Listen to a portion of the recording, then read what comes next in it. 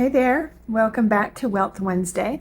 I want to talk about something today that lives in both worlds I spend most of my time in, the kitchen and your finances. And that is myths. Financial myths, dough myths, all the myths. We all carry them about dough, about money, about whether we're even the kind of person who figures any of this out. And most of the time, we don't even know we're carrying them because they sound so reasonable.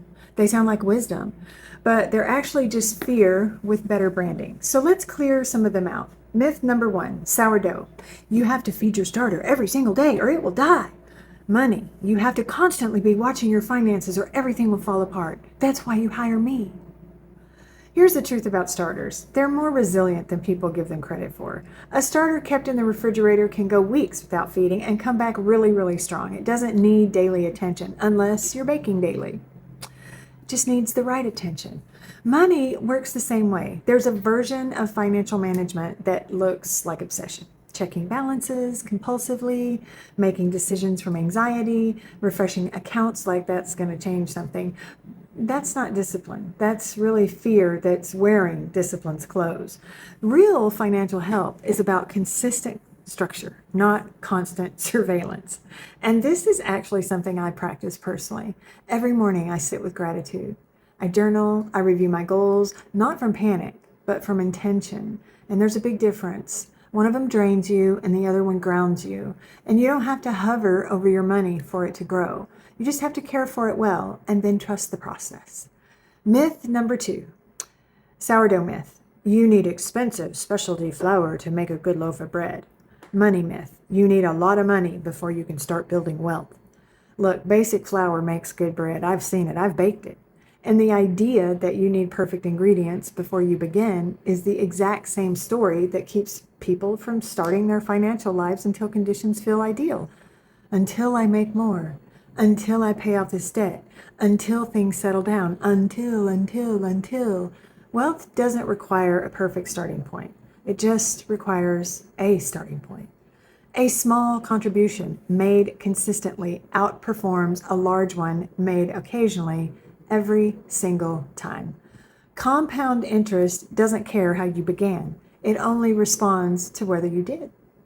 You already have what you need to start. So start with what you have. Myth number three, sourdough myth. If your starter smells weird, it's ruined. Money myth. If I've made financial mistakes, it's too late for me. Listen, a starter that smells off or looks gray or has liquid sitting on top isn't dead. I mean, it looks gross, but it's not dead. It's just hungry. It's telling you something needs attention, like feed me.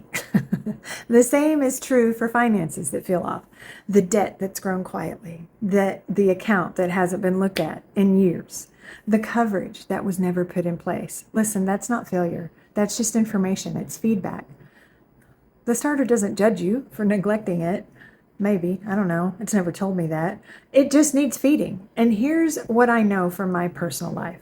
I have had to rebuild financially, physically, emotionally. And not one of those rebuilds started from a perfect place. Every morning, I spend 7 minutes reading over my dreams and my goals. Not because everything's figured out, but because direction matters more than perfection. And the moment that you decide to pay attention is the moment things start turning around.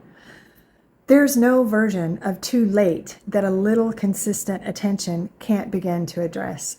Myth number four, sourdough. Sourdough is too complicated. It's not for beginners. Baloney. Money. Finance is too complicated. It's not for people like me. Listen, this one is personal. Both of these myths are doing the same exact thing.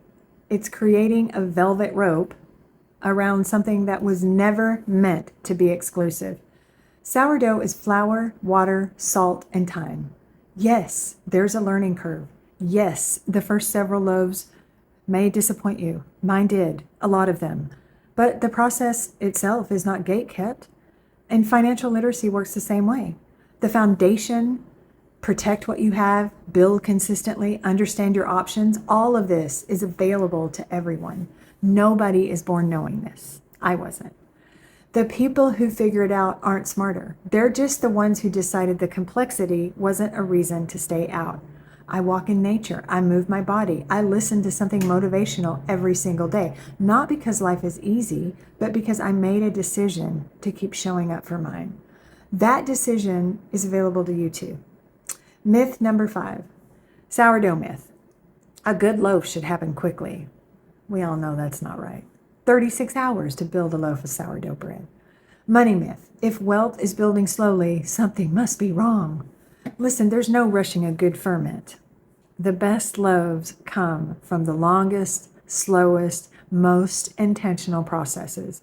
That flavor develops in the waiting, and that structure forms in the rest. We live in a world that sells urgency. Get rich fast, results in 30 days, instant everything. And when wealth doesn't match that pace, people assume they're failing. They're not. Slow wealth is real wealth. It's the kind that holds under pressure, survives market swings, and doesn't disappear when life gets complicated. The slow rise isn't a warning sign. It's the process working exactly the way it should. So here's what I want to leave you with today. Most of the myths that hold us back in the kitchen and in our finances are really just fear with better branding. They sound like wisdom, but they're permission slips to stay stuck. You don't need a perfect start. You don't need specialty ingredients. You don't need to have it all figured out before you begin. You need clarity, and you need consistency, and you need the willingness to begin, even when you're not sure yet. So these myths will always be there. The question is whether you're still listening to them or not. If this resonated, drop a comment and tell me which myth has been the loudest one in your head. I would genuinely love to know. I'm Trudi Kayser with Life Made to Order Financial Phoenix, and I'll see you next Wealth Wednesday.